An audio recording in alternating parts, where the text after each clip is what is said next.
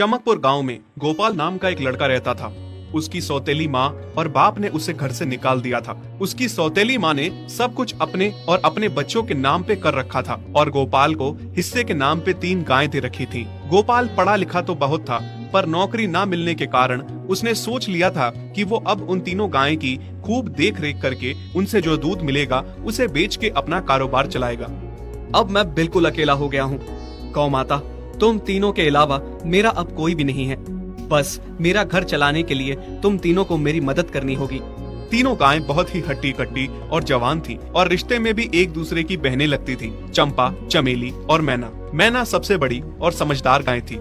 चंपा गर्भवती थी और चमेली को अभी अभी बच्चा हुआ था। वो दूध दे रही थी, जिसके दूध को बेच के गोपाल का थोड़ा बहुत घर चल रहा था। पर गोपाल को अब चंपा और मैना पे पूरा भरोसा था कि जब उनका बच्चा हो जाएगा तो वो खूब दूध देने लगेंगी और जिससे उसका कारोबार अच्छे से सेट हो जाएगा।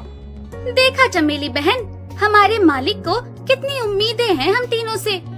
हाँ चंपा, सुना मैंने, मालिक ने हमसे कितनी सारी उम्मीदें लगा रखी हैं। और उम्मीद रखे भी क्यों ना, कितना समय खर्च करते हैं मालिक हम पे और कितनी सेवा करते हैं हमारी, कितना खिलाते पिलाते हैं हमें। और फिर हम मालिक की उम्मीदों पे खरा ना उतरेंगी तो धिक्कार है हमारी जिंदगी पर। सही कह रही हो बहन तुम। चलो हम तो मालिक के लिए कुछ न कुछ कर ही लेंगे। तुमने बच्चा दे दिया है, दूध भी दे रही हो, मैं भी गर्भवती हूँ। थोड़े दिनों में मैं भी बच्चे को जन्म दे दूंगी, फिर दूध भी देने लगूंगी।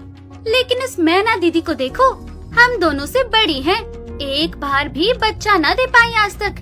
क्या इसका फर्ज नहीं बनता मालिक के लिए कुछ? ये तो बड़ी हैं, हमसे ज्यादा इसको मालिक के लिए करना चाहिए था। लेकिन हम छोटी होकर इतना सोच रहे हैं। तुम दोनों ऐसा क्यों कह रही हो? क्या गलत कह रहे हैं हम? सही तो कह रहे हैं। कितने सालों से बांझ पड़ी हो तुम। ऐसा कैसे कह सकती हो तुम? बच्चा देना ना देना मेरे हाथ में थोड़े ना है। मैं भी तो माँ बनना चाहती हूँ ना। मैं भी चाहती हूँ कि दूध दूँ और मालिक को मेरे दूध से कुछ फायदा हो। अरे तुम क्या बच्चा दोगी जो इतने सालों से नहीं दे पाई? तुम ये ख्वाब लेना बंद करो कि तुम बच्चा दोगी और तुम्हारे दूध से मालिक को कोई फायदा होगा।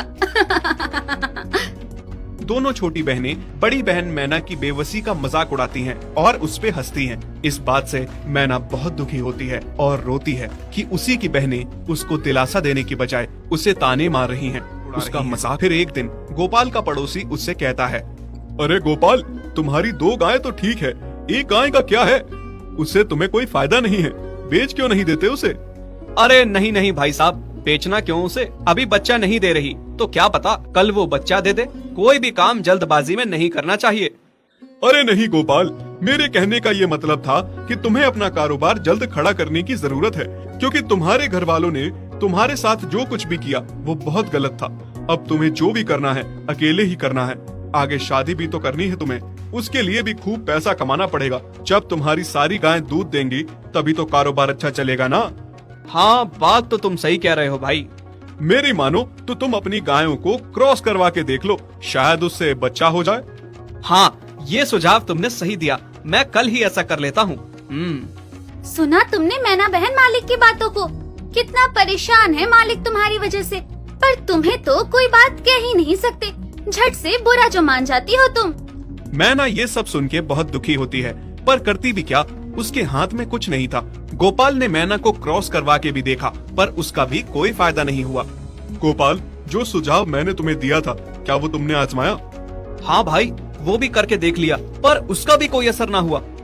ये गाय किसी काम की नहीं है गोपाल, मेरी मानो तो इसे बेच दो। मैं सोच रहा हूँ एक बार फिर से क्रॉस करवा के देखता हूँ, शायद कोई बात बन जाए। देख लो, पर मुझे नहीं लगता। देखा, इन लोगों को तुम बच्चा नहीं दे सकती, तुम बांझ ही रहोगी। सही कह रही हो तुम दीदी, इतने जतन करने के बाद भी बच्चा नहीं हो रहा तो अब क्या होगा? गोपाल मैना को एक बार फिर से क्रॉस करवा लेता है। दोनों बहनें चंपा और चमेली मैना के बांझपन का मजाक उड़ाती हैं और उस पे खूब हंसती हैं। फिर एक दिन मैना चमेली के बच्चे के साथ, तुम बच्चा नहीं दे सकती, तुम बांझ ही रहोगी।